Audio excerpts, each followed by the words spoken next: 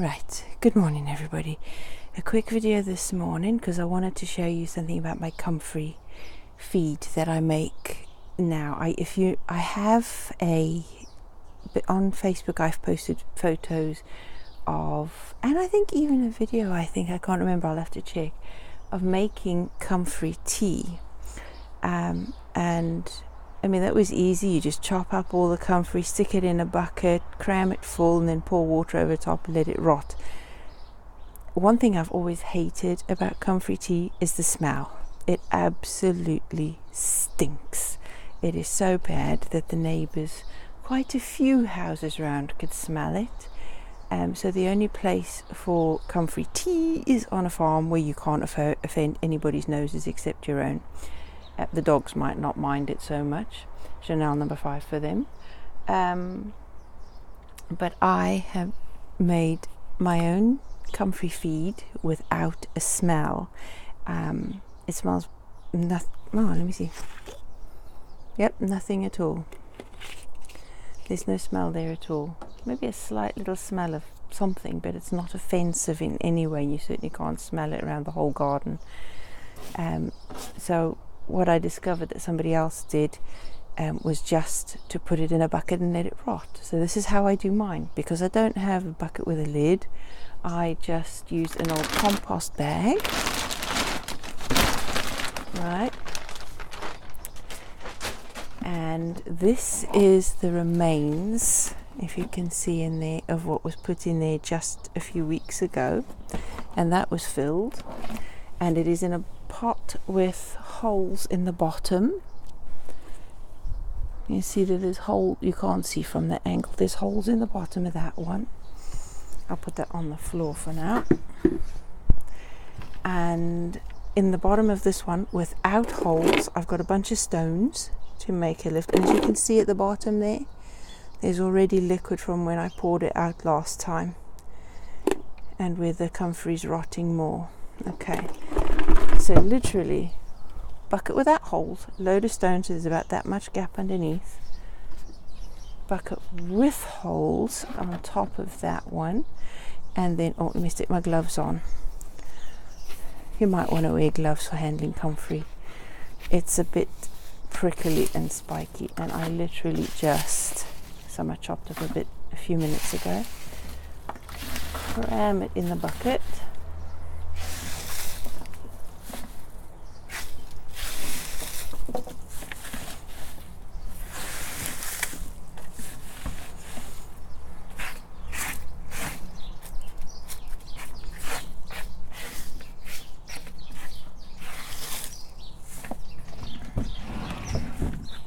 Oops, sorry, you're moving there. Plank's not fixed. Okay. I could probably get a few more in there, but I'm not going to bother. Right. And that is it.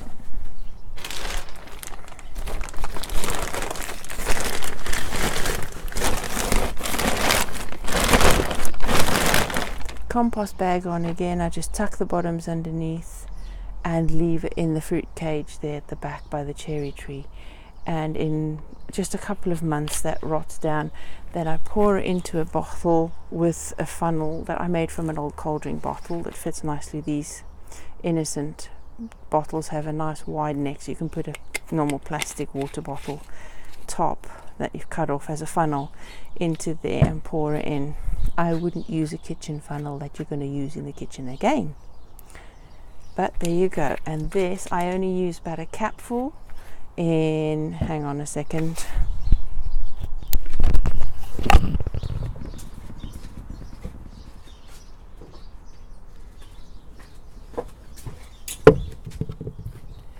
Yep.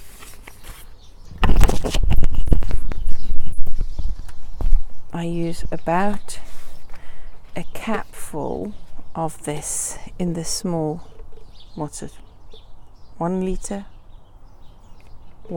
jug, and filled with water, and then I pour it, just feed with my baskets, tomatoes, squashes, any other fruit that is just set. As soon as the plants set fruit, that's when you want to give them the comfrey feed. and then again every other week. If it's for some things like tomatoes, I should do that every week, although I haven't been doing that, and I should, because mine are in pots, so the nutrients in the soil don't stay there for a long time, so it needs feeding more often. So yeah, in pots, the fruiting stuff, especially in pots, get fed every week, in the ground every other week. Just keep an eye on it. When the leaves are yellowing, it probably needs something, and comfrey on its own is not going to be good enough. If I had nettles, and I don't have nettles in the garden, I'd have to go forage them wild. So I'd have to have nettles, comfrey and dandelion, and any other plant actually I could rot together in the same way. I don't know if it will smell, but this doesn't have a smell. There's no smell to it. So at least I'm not offending the neighbours' noses, or my own for that matter, because literally when I lifted the lid of the comfrey tea, it was literally heaving. You wanted to throw up. And it's all you could do not to throw up. But so yeah, this is a much better way for me of making comfrey tea. Well, not comfrey tea, comfrey feed for all my fruiting plants. And it's also a good, apparently if you put it in water and spray it on the leaves, it makes a good foliar feed. I've never done that before. Plants have still been growing, so it hasn't been lacking of anything. So yeah, I should actually put some by my corn at the minute, because some of the leaves there are yellowing. That probably needs more than just comfrey, but since they're fruiting, I should feed them. And corn tends to be a hungry plant anyway, just like most of the fruiting plants like squashes and tomatoes and things like that. So there you are. If you're fed up with comfrey tea and its smell, leave out the water. It's not necessary. You can rot it down without it, and it doesn't take too long either. I mean, this lot that I've put in there has been rotting down in just a few weeks, probably because it's been so warm. In the winter it might take longer, but I just leave it there over winter in the same place, and in the spring I can pour it off and it's fine, ready to go. So there you are, homemade plant food for free. Zero waste, because I'm recycling and not buying any more containers, not contributing to all the chemicals being made and how they're made.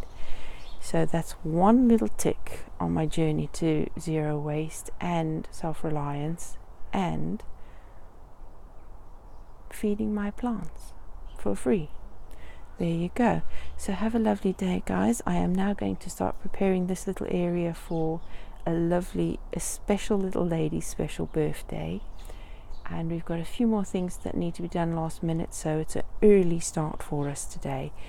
I have another video to make. I'll be stringing up onions next and showing you some of them, and I found some. We haven't actually escaped all the pests and diseases in the garden, but proportionately it's only a small amount, so I'm happy with that. But I want to show it to you so you could see it, and how to string those onions, because I've clean forgot, so I had to go and check a whole bunch of YouTube videos to remind myself. I haven't had that many onions to do for a very long time.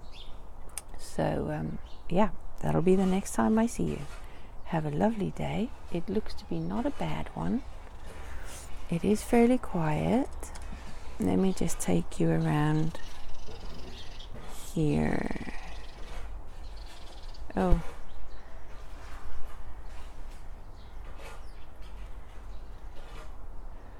what am I doing? See, I don't know what I'm doing with this technology. No, not a clue. Okay, anyway, I don't know if you can see all of that there, but I did yesterday, hang on, I did turn the comfrey yesterday, comfrey, listen to me, I've got comfrey on the brain. I did turn the compost yesterday, and I moved it over to there. I moved it from that position to that, and mixed it with some of the wood shavings that we keep from the woodwork. So layered it, nice lasagna type layering, and by the end there was still a pile I could sieve out to get some of the compost. And even though there's still some wood shavings uncomposted in there, I've put it all along the bottom on the ground over there. So put it on there, widen the bed, because the birds keep pulling that out and making a mess of it. But things are nice and quiet. Yeah, things are still growing as well. Actually, one of those beetroot there have bolted. I better get it out. I'll take these out and put something else in its place. Probably some of the no, I need to put, what am I thinking needs to go in there, because the Brussels sprouts are not ready to go out yet. Neither are the Swede. They can go next to where I've just put the compost. I think I might put celeriac down this end. Yeah, because I got more beetroot to sow anyway, because I want to put in one last harvest of beetroot, even if they're only baby beetroot by the time I harvest them. That's fine. But there you go, that's that doing.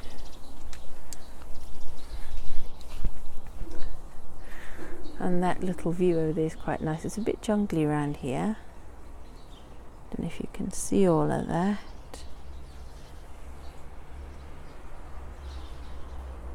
Yeah, that's really nice. I like it. Things are growing. Scents moving around the garden is lovely as well. So yeah, that is it for today. Have a lovely day, everybody, and I'll speak to you again soon.